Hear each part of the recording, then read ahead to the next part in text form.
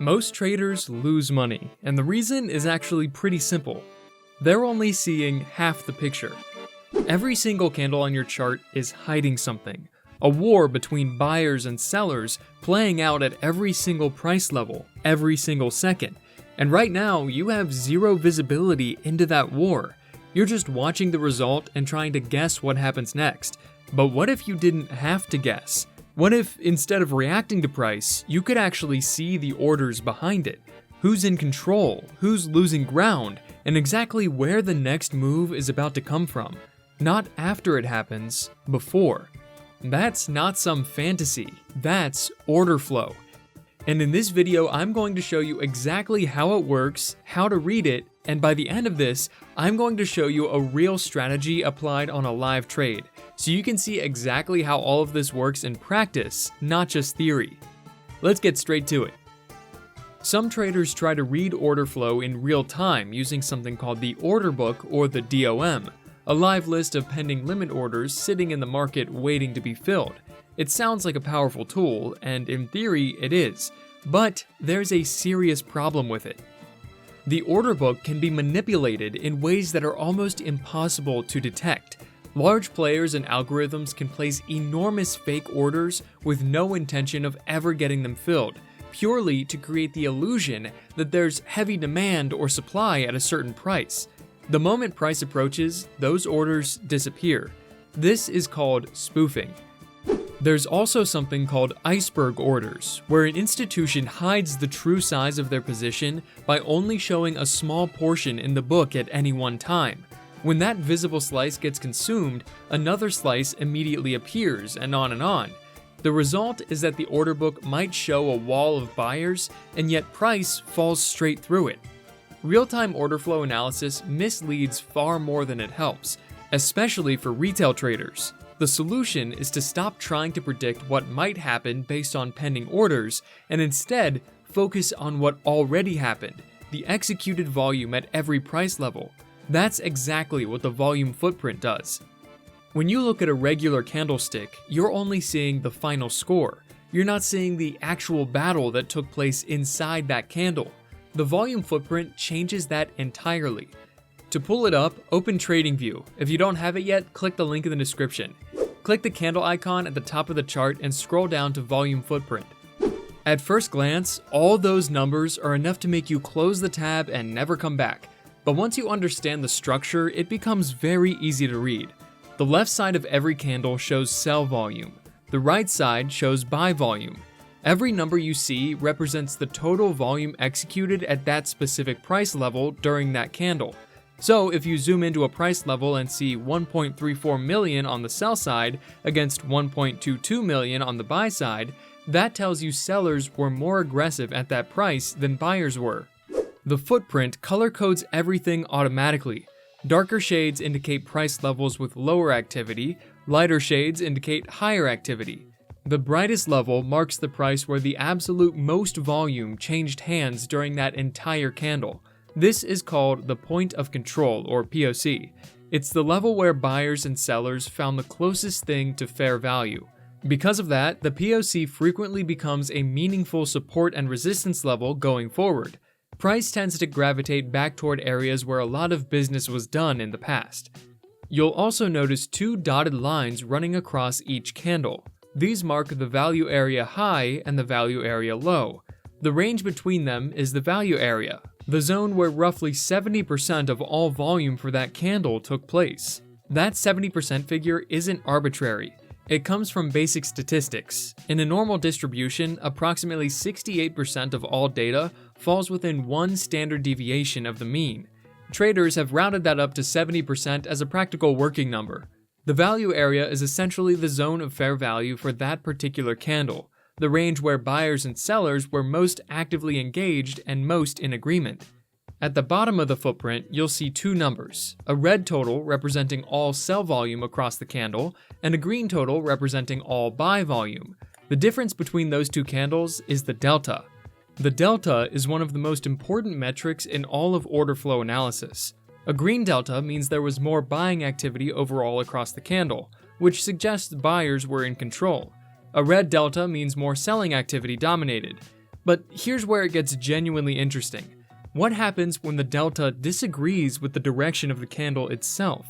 A bearish red candle that shows a positive delta is called a delta divergence, and it's a signal that buyers were actually absorbing the seller pressure even as price moved lower. We'll come back to this in the strategy. Now for probably the most important feature on the entire footprint: imbalances. On the footprint, you'll see small colored rectangles appearing beside certain price levels. These show up when one side of the market has at least 3 times more volume than the other at that specific level. One thing that confuses people at first is that you don't compare price levels across the same row horizontally, you compare them diagonally. The reason is mechanical. When buyers are aggressively hitting the market, they consume sell orders one price level above. When sellers are attacking, they hit buy orders one price level below, so the comparison is always diagonal. As an example, if sellers at one level show 750,000 in volume against buyers at the diagonal level showing only 182,000, that's more than 4 times the discrepancy. A sell imbalance gets printed. When you see multiple imbalances stacked directly on top of each other across consecutive price levels, that's a stacked imbalance. And these zones carry significantly more weight as support or resistance. By default, TradingView requires 3 imbalances stacked before it highlights the zone, but you can lower that threshold to 2 in the settings, which gives you more setups when you're combining imbalances with other confluence factors like key levels and trend lines. Now here's the part that actually blew my mind the first time I saw it. There are 2 patterns inside the footprint, called absorption and initiation, and they don't just tell you where a reversal might happen. They show you the exact moment it starts, candle by candle, in real time. Absorption happens when price closes in the opposite direction to where the imbalances are pointing.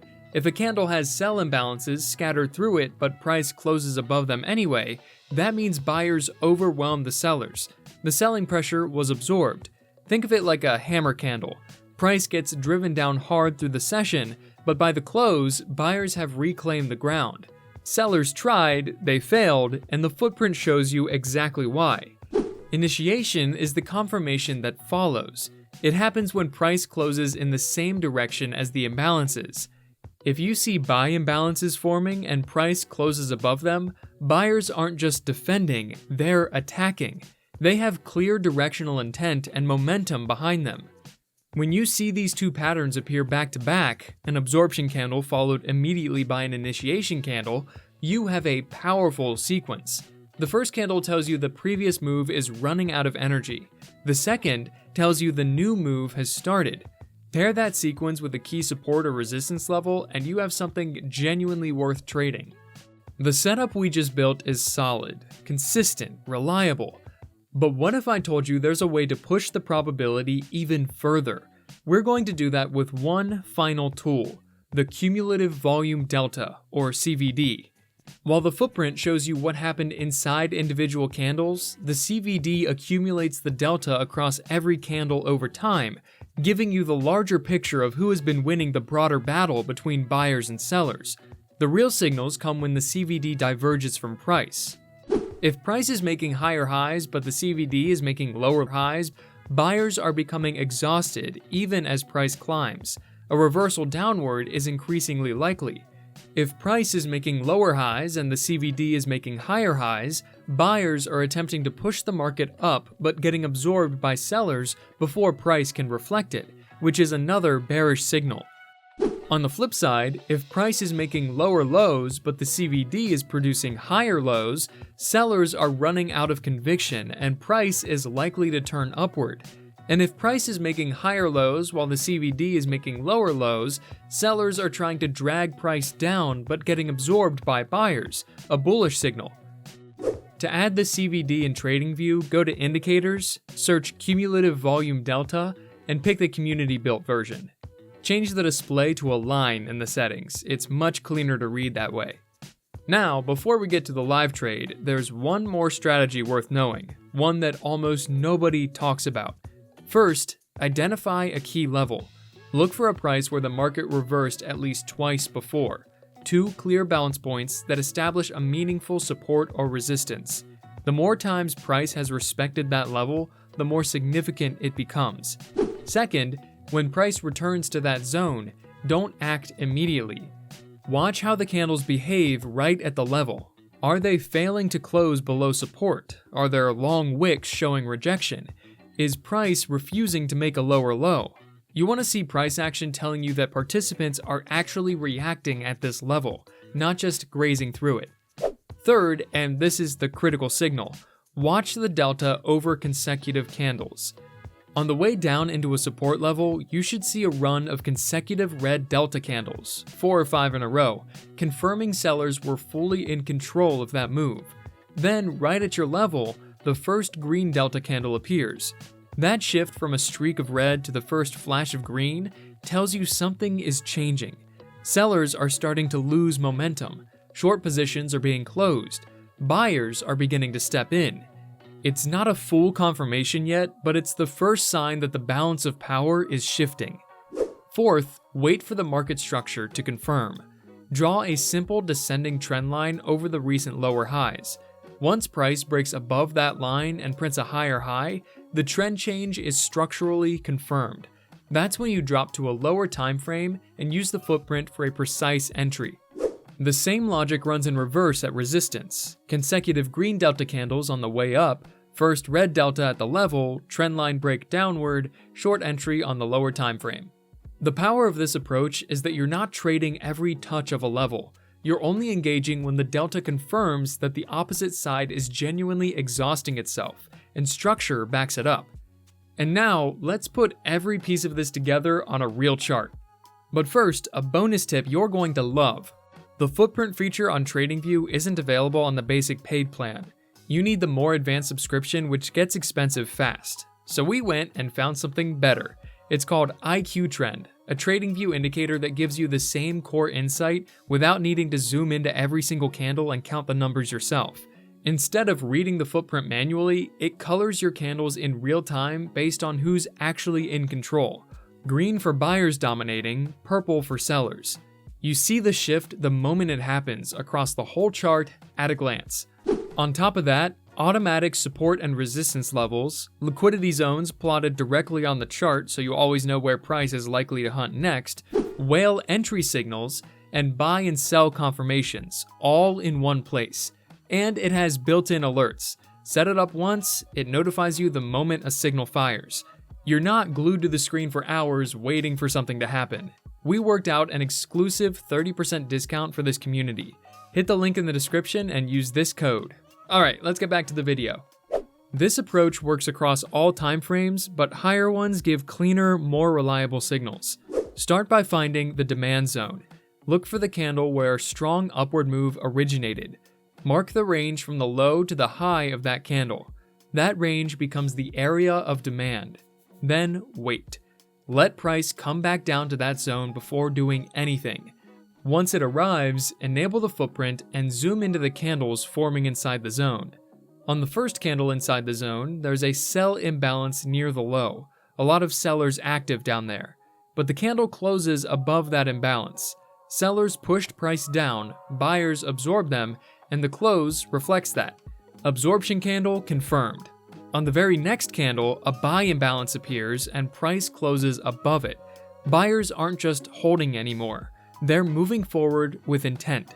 Initiation candle confirmed. Now check the CVD. On the way down into the zone, price was making lower lows, but the CVD was making higher lows the entire time. Classic divergence. Sellers were pushing price down, but the underlying buying pressure was quietly building throughout the move. Another layer confirming that sellers were getting absorbed. Entry goes right here at the close of the initiation candle. Stop loss sits just below the demand zone. Take profit targets the previous swing high. And price does exactly what the analysis suggested. That's the full framework.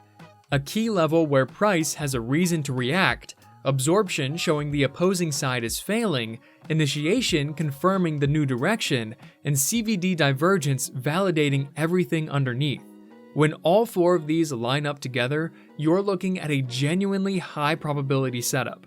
Not a guess, but a structured read of what buyers and sellers are actually doing in the market. To complete the full order flow framework, there's one more tool, the volume profile. I made a dedicated video on it. It's been getting a lot of love on YouTube. Watch it here.